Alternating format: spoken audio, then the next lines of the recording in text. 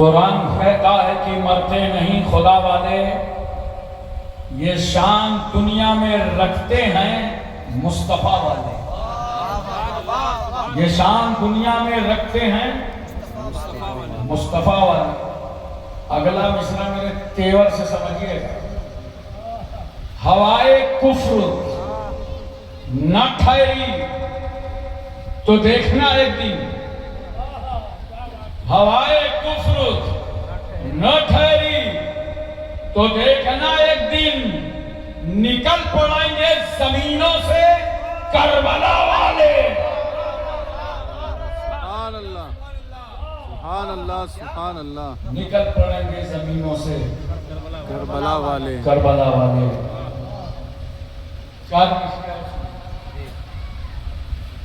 اسلام تجھے گود میں پالا حسین نے،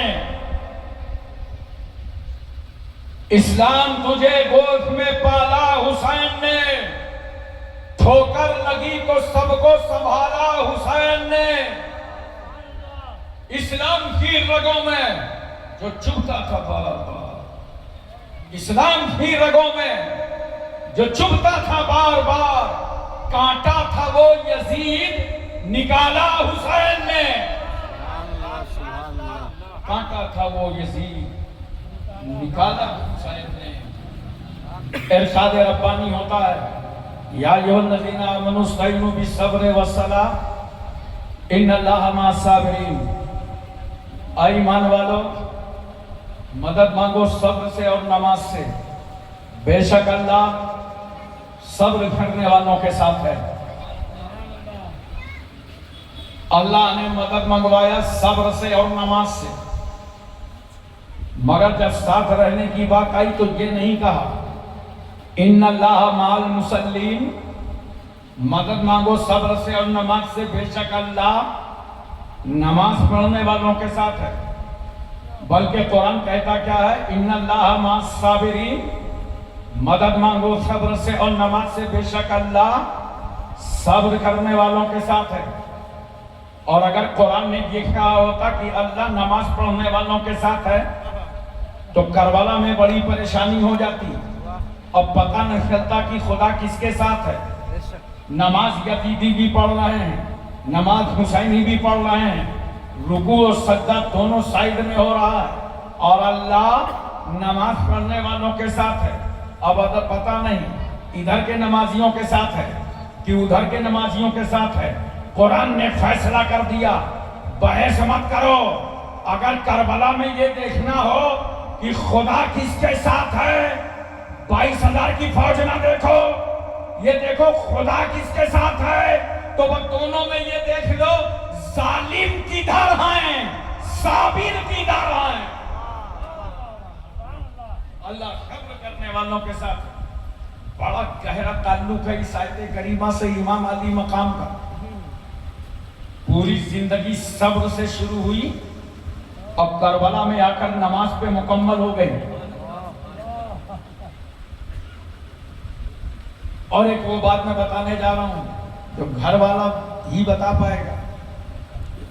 مولا علی شیر خدا فرماتے ہیں اپنے دونوں بیٹوں کے لیے، حسنین کریمین کے لیے، فرماتے ہیں میرا بیٹا حسن رسول صلی اللہ علیہ وسلم کے سر پاک سے لے کر سینے تک مشابہ، سبحان اللہ، اور میرا بیٹا حسین سینے سے لے کر پاؤں تک مشابہ۔ سبحان اللہ سبحان اللہ۔ یہ وہی بتائے گا جس کی اولاد ہو، جن کے بیٹے ہوں، جنہوں نے گود میں کھلایا ہو، جنہوں نے آغوش میں رکھا ہو۔ آخر اللہ نے امام حسن کو سر سے سینے تک، حسین کو سینے سے پاؤں تک نبی کے مشابہ کیوں کر دیا؟ میں توجہ چاہتا ہوں، ہر درجہ میرے رسول کو حاصل، نبوت ہو، رسالت ہو، مقام عبدیت ہو اور مقام محبوبیت ہو، سارے درجے مصطفیٰ کو حاصل، لیکن اللہ نے شہید ہونے سے بچایا۔ بہت بڑا درجہ شہادت ہے. کیوں؟ اگر شہادت میرے پیغمبر کے حق میں منتخب ہوتی تو علیم بذات صدور پروردگار عالم کو معلوم ہے یہ دنیا میں اسلام کے بدترین دشمن یہودی اور نصرانی جیسے دشمن یہ کہتے کہ اللہ تو اپنے محبوب کو بھی نہیں بچا سکا, اپنے حبیب کو نہیں بچا سکا, اور اس درجے کی تکمیل خدا کو کرانا تھا, اس لیے رسول کے مشابہت پر دو نمازیں پیدا فرما دیے. اور سنو, شہادت دو, ایک سری ایک جہری. امام حسن کو سری شہادت عطا فرمائی تاکہ سری شہادت کی تکمیل ہو جائے, امام حسین کو جہری شہادت عطا فرمایا تاکہ جہری شہادت کی تکمیل ہو جائے. یہ ہے شان مصطفیٰ. محترم سامعین کرام, حضرت سیدہ طیبہ خاتون جنت فاطمہ الزہرا رضی اللہ تعالی عنہا سے 6 بچے تھے, 3 بیٹے 3 بیٹیاں. حضرت امام حسن, امام حسین, حضرت محسن. 3 بیٹیاں زینب, ام کلثوم, رقیہ, جس میں 2 بچوں کا انتقال بچپن میں ہو گیا تھا, حضرت محسن اور حضرت رقیہ کا. اور حضرت زینب کا نکاح عبداللہ بن جعفر کے ساتھ ہوا, اور حضرت ام کلثوم کا نکاح امیر المومنین سیدنا عمر ابن خطاب کے ساتھ ہوا. میں توجہ چاہتا ہوں, حضرت ام کلثوم سے 1 بیٹا 1 بیٹی, بیٹی کا نام رقیہ اور بیٹے کا نام زید.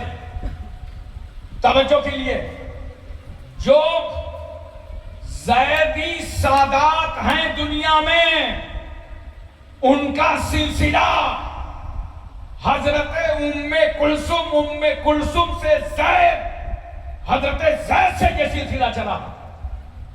کہاں ہیں وہ لوگ جو صحابہ اور اہل بیت میں تفریق کرنے کی باتیں کرتے ہیں؟ توجہ کیجئے, یہ سلسلہ نسب زیدی سلسلے کا حضرت ام کلثوم کے نسب سے چلا.